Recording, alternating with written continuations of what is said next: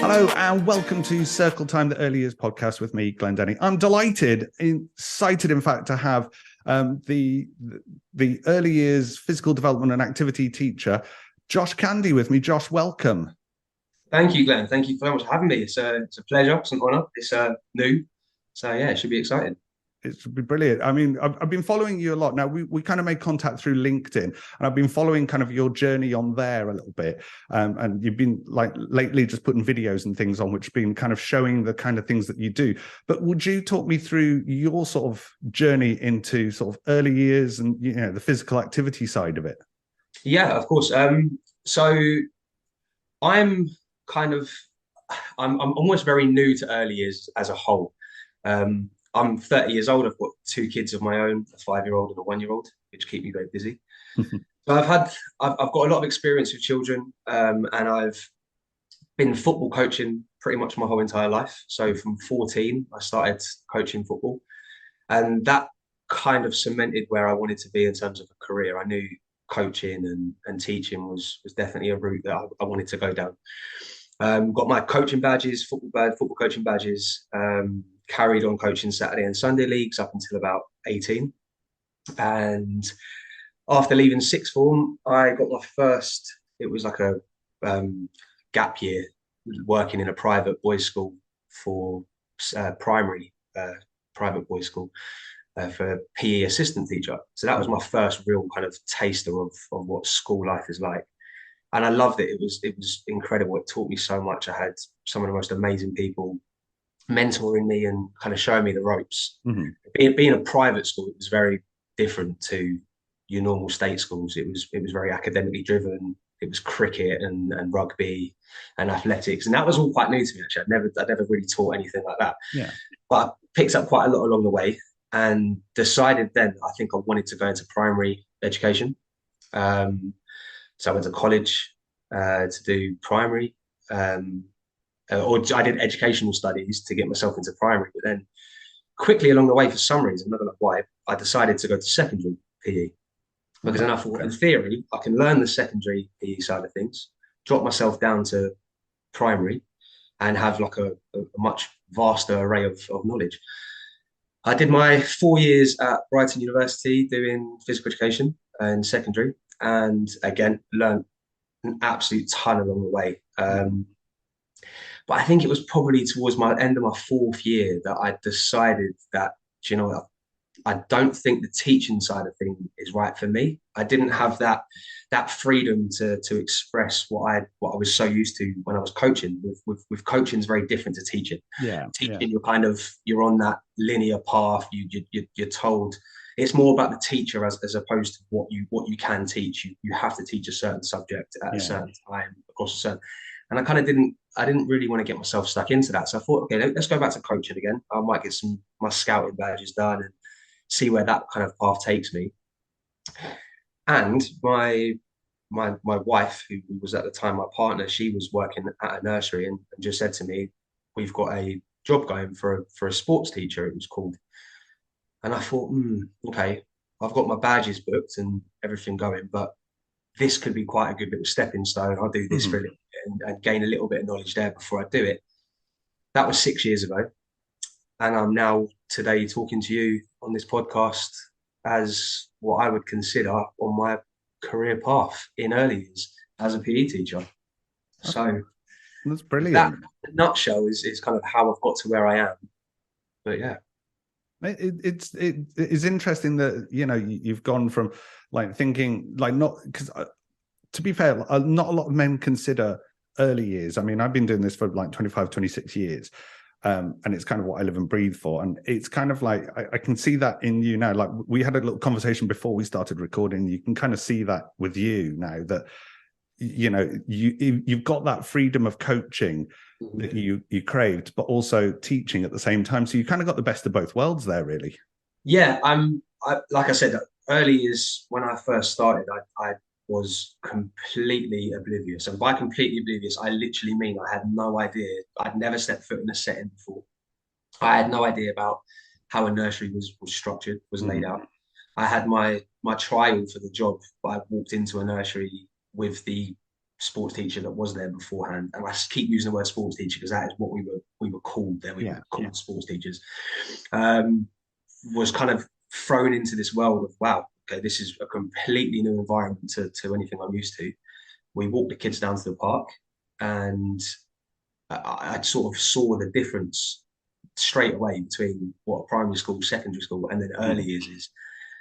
But it was strange because I'd kind of naturally adapted into it.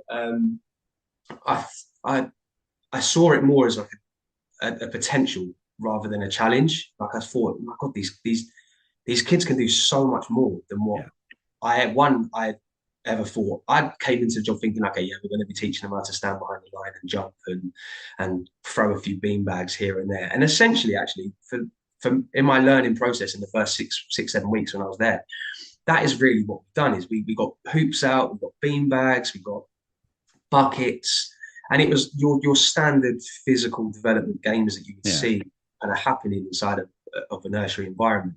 And it was nice. It was I call it was cute. It was really cute, and that's the stuff that really we should be seeing as common practice anyway in terms of physical development.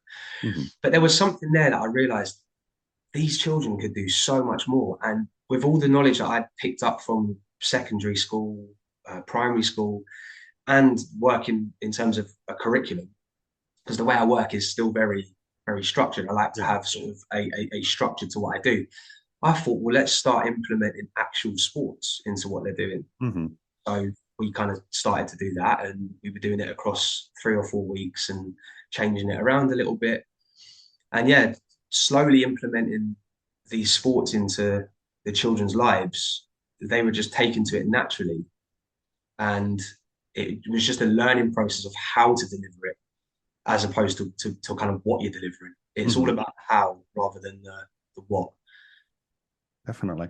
I mean, like you were saying, like you were talking about the basics there, like with like throwing the beanbags and the hoops. I mean, I suppose as well that's kind of part of your structure is like you start a new term with like your newbies coming in, and you kind of have to work with their physical, like where they are in terms of their physical development as well. So that must be a bit of a challenge as well, having to work with the ones that are like slightly more physically able and those that aren't quite there yet, and kind of mix and match and kind of work individually as well as a whole group. I mean, it must be quite in depth that you're thinking about there when you're planning. Yeah, no, definitely. For me, I'm lucky where I am right now because of what we've managed to build across the 8 nurseries that I'm currently working with and for. Is we've built up almost like a culture. So Mhm. it's something that now comes as second nature to the practitioners, to the rooms. We get the children out to the local parks once, twice a day. We use walker dials, which I'll plug there for my mate John. Walker dials are amazing. It's our we get with the kids to the park safely. The Mhm. staff don't have to feel pressured about doing it, and just those walks, getting the children out on the walks to the parks, just instantly just creates that kind of culture of movement. And Mhm. children will learn naturally how to throw. They'll learn naturally how to jump and climb, and the basics are done earlier on Mhm. in the lower ages. So when it comes to my preschoolers, my 3, 4, sometimes 5 year olds, and they come into the park with me, the walk for them is easy. The Mhm. understanding of getting to the park, they know. All that I need to do is cater for them what they will naturally be able to do, and that's where, like you said, that's where the challenge comes in. It's understanding the children that I have. I've run off of a complete year cycle. So I go from week 1, which is September, when you have the new wave of Mhm. preschool, and I go all the way up until they leave, basically. Yeah. And I start from week 1 with like an introduction, 4 weeks, which is uh, kind of just the basics of what we're doing. It's the understanding of the area. It's incorporating all the rules that we have. Um, they're fun rules. It's not very strict rules. Yeah. Um, we play really simple, basic games, and it's just understanding about, right, this is what we do when we come to the park. We've got the cones set up. It's all colourful. There's loads of equipment, and it's just, like I said, it's just the structure that we do. And then by the time they get to the end of the year, the natural progression from that week one all the way up until week 52 has it, the children don't realize they've done anything. It's more game based and play. Mm-hmm. But for me, it's just that consistent structure of, okay, this is what they've done here in this block. How can I progress that now into the next week, the next month, so on and so on. And it just kind of naturally comes into play. And it does bed in from the younger years. But once they get up to that preschool level, it's kind of just that natural progression for them to want to play and learn. Definitely. I mean, for you, has it been a bit of a learning journey for you as well, moving sort of like, from your uni training to, where you are now, sort of like from the older age group, and then having to really, really pare it right back to the absolute basics? Has there been a learning journey for you on this as well? Oh, probably the biggest learning journey I think I probably ever would have and still are going through. Every day I'm learning. Every day, every week. I never stop learning, not out of choice, but just out of the fact that is what early years is. I think in any department of early years, you're learning all the time, just completely. Yeah. I think for me, I keep the same foundation of knowledge of what I teach from what I've learned at uni and in the time at primary schools. I still teach the same basic principles, but like you said, I just strip it back and I make it more accessible for the younger age groups. I'll give you just to contextualize what I teach and etc. I do 5 sports across the year. So I do rugby, football, tennis, cricket, and athletics. They're just 5 that I do. It's not the 5 that you necessarily have to do. It's just the 5 that I find you can teach really well. It links in with loads of other areas of physical development. You can kind of get a broader understanding. And let's say, for example, when I teach tennis, I move onto cricket. When I teach football, I then move on to rugby. So you can link it that way. I use cuddly teddies.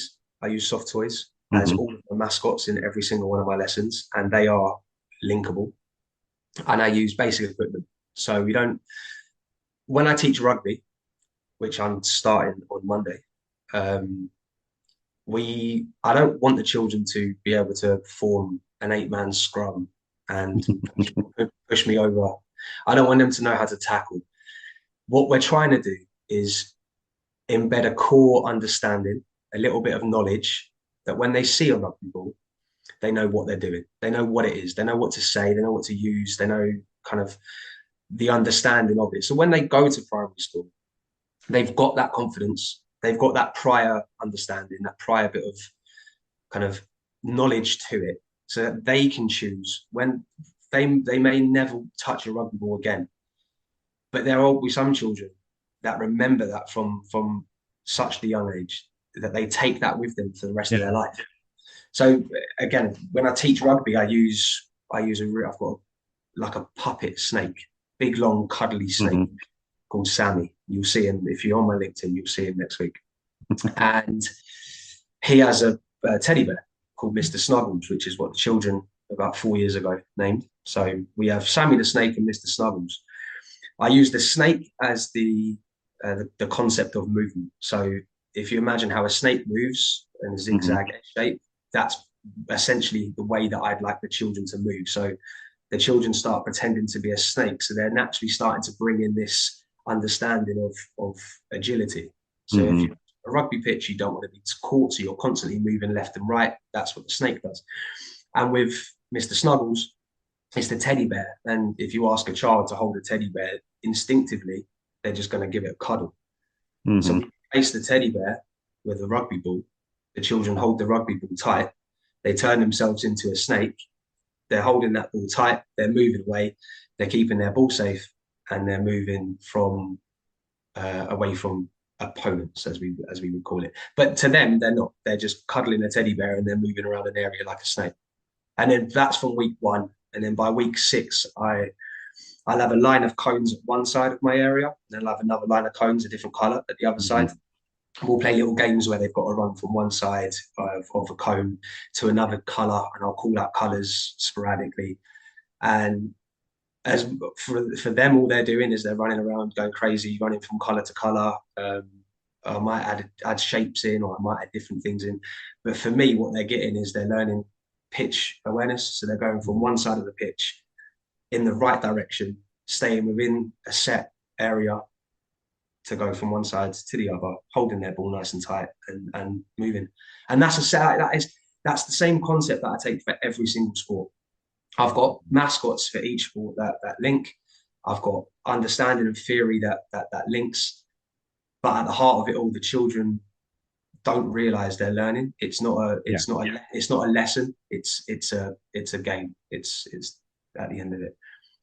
Because that's the main thing with children and learning. It's like we can't usually with early years sit down and teach face like that. We can't teach, but we can encourage play, which has teaching embedded inside it that the children don't realize. And like you say, I mean, it was just listening to you there about moving like a snake and then holding the teddy bear, and I'm like literally, I could picture adults on a rugby pitch going, okay, yeah, I see exactly, like I can see as an adult what the children are achieving. Yeah. But at the same time, they're just playing, but actually they're getting all those right movements in, and it's embedding that within them. Yeah, no, and that's exactly kind of what I've learned over the years of what to do. The first time I started to incorporate different sports in, like for example, when I tried to bring in football, I was trying to do the same sort of activities that I would do with 13, 14-year-olds. Yeah. And I was thinking, okay, this just isn't going to work. How can I adapt it? And I would just adapt it in that way. And then fast forward a couple of years, I'd start to think, okay, I've adapted it this way. What can I now do to make it slightly even easier? And then again, come forward another year for the next time I do football, I think, okay, right, I can start getting a mascot involved here. And you may have seen them on my LinkedIn post the last month, is we use Poppy the penguin for football. Because it just sprung to me. During COVID, I was working essentially as a practitioner for the whole of COVID because we couldn't go out. Yeah. So it just dawned on me one day. We were talking about animals, and there was a penguin in the classroom, and I started talking to the children about penguins. And I just watched a David Attenborough documentary probably about 2 days before, and I saw how penguins carry their eggs, and I was fascinated, but I had no idea. So I started talking to the children about how penguins carry their eggs, and we were saying, they use their feet. And then this just light bulb just hit me and was like, oh my God. I was like, football. So I got a cuddly toy from charity shop of a penguin. Got pictures of penguins carrying eggs. And at the beginning of our lesson, I always have a story as well, which is themed towards the sport. We started talking about penguins, and we started saying, right, penguins carry their eggs by their feet.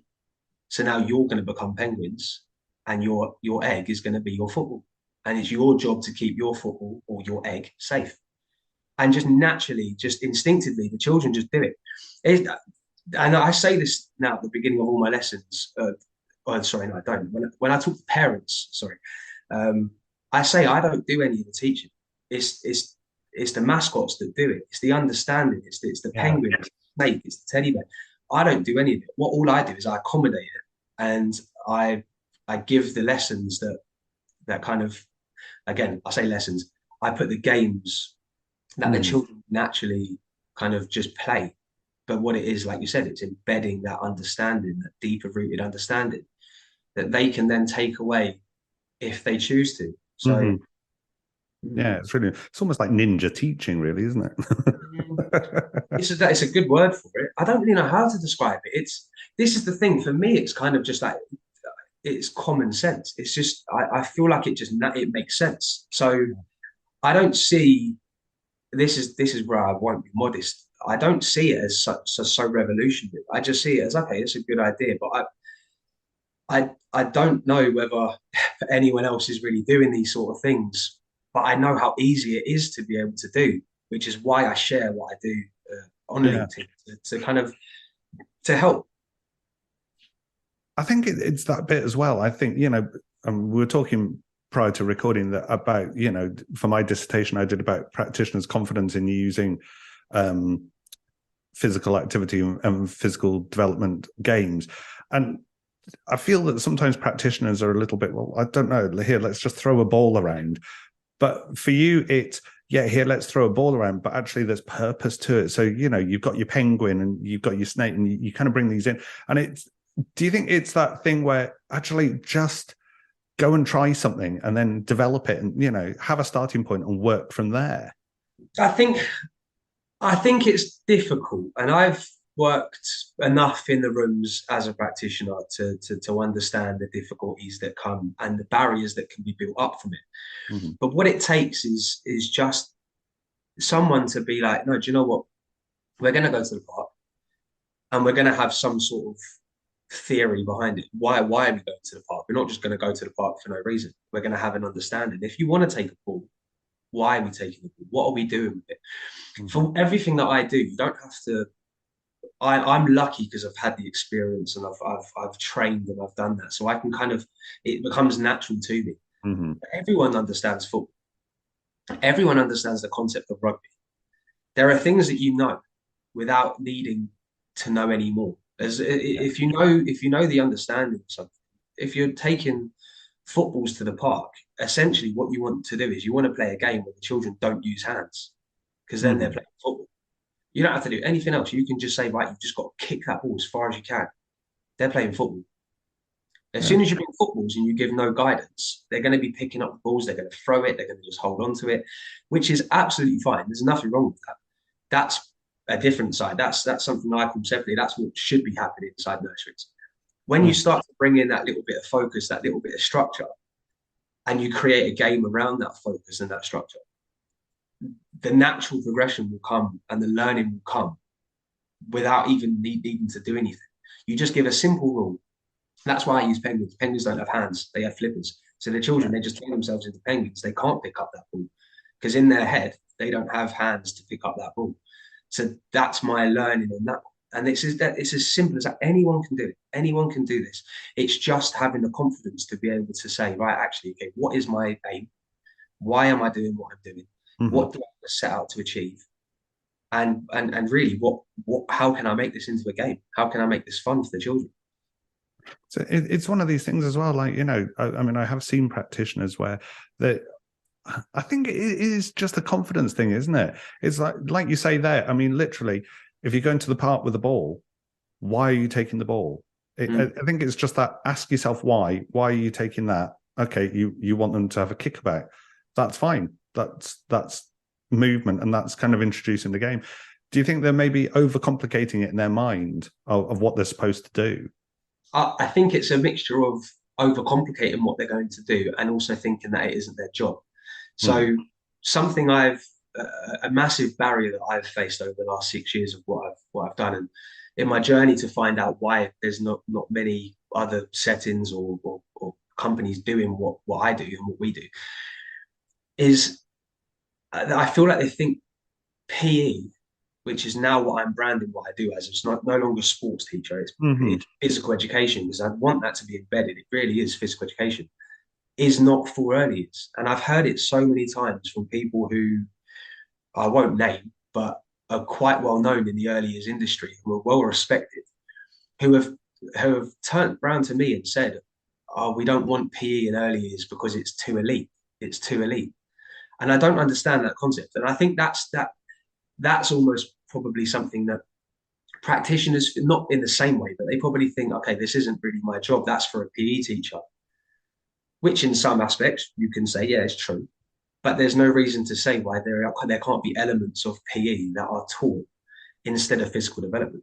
Physical development is something I feel that naturally happens. Yeah. Physical education and physical literacy is something that should be guided. Yes. I think it's just changing the understanding, and it's having practitioners just understand that actually PE doesn't have to be something where you've got to have a specialist teacher. PE can just be something where you're trying to educate the children around something physical. And it is literally in the name, it's physical education. There is a purpose, there is an aim, there is a target to set out for. And if you can go there with a little bit of confidence, a little bit of understanding, the amount of success that you can have from these little minds is incredible. Because as well, if you think about it, like the physical education activities that you're putting out and you're doing for the children within your settings, it's not just the sports side of thing as well, but they're learning about cooperation, they're learning communication. Yes, they're learning their physical literacy skills and everything else. That's a side element to it, but also there's so much else. There's cooperating, there's teamwork as well. You know, that communicate. It's all going on there. That it's one of these things where, you know, within EYFS it's physical development, and that is such a huge umbrella where it needs to be broken down even further into, you know, having physical development, but physical literacy and physical education. It all needs to be kind of broken down and made much clearer, so that practitioners feel that, oh well, physical development, yes, they can, whatever they can pick up that brick or whatever. Great, that's it, tick, done. It's not. It's about increasing those skills, which are life skills as well. Yeah, you've hit the nail on the head there. I think it's stopping the individual sections. So it's stopping having physical development, stopping having physical education, stop having sport understanding, stop having all of this, and it all branches underneath one area, and that is physical literacy. But the thing is, that's it's a term that not a lot of people understand. Yeah. It's a term that a lot of people know. I'm working with Sport England along with other people at the moment to rebrand the understanding of physical literacy, and that's one of the biggest things in 2023 is to incorporate physical literacy as a known word. There's so little information about it as well. So little information. It is. Keep your eyes peeled, because it is coming out at some point, the early stage of this year, that we're hopefully a new branding, a broader term that everyone can understand. Brilliant. But to not sidetrack onto that, it is just about, I mean, I call what I do the art of subconscious learning. And that's just branded by myself, because purely I can teach any of my lessons. And without thinking about it, I've taught teamwork. You've taught the social aspects of things. You've taught a huge amount of understanding. I can incorporate, if I wanted to, knowledge of the world. I can bring in mathematics anytime I want. Yeah. I can bring in literacy if I want to. And it's all to do with the games and the structure and the setup that you have. And that all comes down to being in that outdoor classroom. And I use PE as my way to do it, but it doesn't even have to always just be PE. It can just be, like I said, you get a load of footballs or a load of rugby balls, a load of tennis balls, whatever. And if you have a set focus with a specific set of rules and an outcome that you want, those things, those communications, those teamwork, everything else will fall into place just with that bit of guidance. And it does come down to the confidence of the staff to be able to do that. I think as well, like, yeah, we kind of talked on it briefly there, and you were talking about, you know, the rebranding of physical literacy. I feel as well, like, you know, when I was searching for information for my my dissertation, there is very little out there, particularly for early years. It's all right if you're going into primary, into secondary, there are resources available, but actually there isn't a huge amount for early years. I mean, the videos that you're sharing, and I'm so glad that you do that, because they are amazing. And literally, it's like you can dip in and go, actually, do you know what? I could take that idea, because I think the children, like, and you talk about the children's interests. I know you sometimes do themes, like you did a Christmas theme, but everything's talked about with Christmas in early years, and it becomes a big thing. So yes, the children are going to be interested in that. But you talk about the children's interests and how you've incorporated such and such because a child is interested in this, or a group of children are interested in it. And that's important, isn't it? Yeah. I mean, we do what we do in early years for the children. At the end of the day, everything we do is for the children. And as much as the children are learning the lessons that I want them to teach, I still have to be able to accommodate what their interests are. Last year, I started to incorporate the stories into all of my lessons. And that purely became because I knew how much children loved stories. Yeah. And if I could get, Mr. Men are brilliant. Mr. Men have so many different books in terms of like different sports. Yeah. For football, they've got a game about it's called the Big Match, and then they've got rugby. They've got the Rugby Match. Other than that, there's not a lot of literature out there really for specific sports. It's more generic. So I really struggle with some sports. But as soon as we get to the park, the children know, they get down, we sit on the mat that we have set up. I read the story, and then we go straight into our understanding of what the lesson is for the day. And that story to start with was that key thing. It was that grip. It was that straight away the children understand what they're doing. And that was their interest. Mm-hmm. They love stories. They love imagination. Okay, so how can I incorporate that into what I do in my lessons? And it was almost like a no-brainer. I was like, well, let's just find some storybooks. I mean, like I said, I've got two young children. I've got a 5-year-old who loved reading back in the day as well. So there was books, the Mr. Men books that I'd find, and I'd be reading one and think, okay, we can use that in this.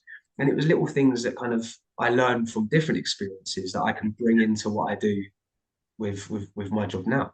So yeah, just that initial spark of interest with the story naturally flows into the understanding of what the lesson's going to be, and then that naturally then progresses into the game. And at the end of all of my lessons, I have to say, I always give the children about 20 minutes of just free time to do whatever they want, because that's their burning energy time. Yeah. So they've got that, which is there again. At the end of the lesson, they know they can just be free and have fun. So then the next time they come to the park, they know that all of this is structured and it's going to come. So there's no point. Yeah. I don't have any children at all at the moment, touch wood, who have tears or don't want to come to the park, or they're worried or they're scared if they don't join in. And that's been a massive thing that I've learned is how can I make those children who are a bit standoffish, a little bit scared, not too sure, what can I do to meet their interests, to make them want to come back? And it's familiarity, isn't it? It is, and that's the structure. And I think the children under 5, they learn through such structures, but not mundane, boring, routine structures. It's got to be the fun, evolutionary structures. Mm-hmm. And I think that, like your podcast you did with Lala on Circle Time. Mm-hmm. Funny enough, named the podcast, but it's changing that. Is what can you? Circle time is something that's always going to really kind of exist. Yeah. But what can you do to make that circle time engaging? What can you do to make sure that every child wants to join that circle? Yeah. The same for me. What can I do to make sure every child wants to come back to the park with me? When I walk into the nursery, I don't want them to see me and instantly cry and think, oh my God, there's Josh. He's going to take me to the park now and I'm going to hate every minute of it. Yeah. I don't get any of that now. I walk in and the children straight away, oh, Josh. And that's great to see. And that helps me. It makes my job so much easier because the children want to come. But yeah. That's brilliant. Well, Josh, unfortunately, time is against us. We've actually reached the end of the podcast for today. But thank you so much for that. I think really, like, I don't use the word often, but I think what you're doing is inspirational because we need it. Like, we need physical education more than ever in early years. And I think that I'm hoping and I want to hear more from you for many years to come. And thank you so much for what you do. No, thank you so much for having me on. And anyone out there, if you've got any questions, if you want some support or help or anything, feel free to send me a message. Well, we'll drop your LinkedIn into the description for this edition of the podcast. But Josh Candy, thank you so much. Take care, Glenn. Thank you so much. And don't forget, you can tune into more podcasts via our website at circletimepodcast.co.uk.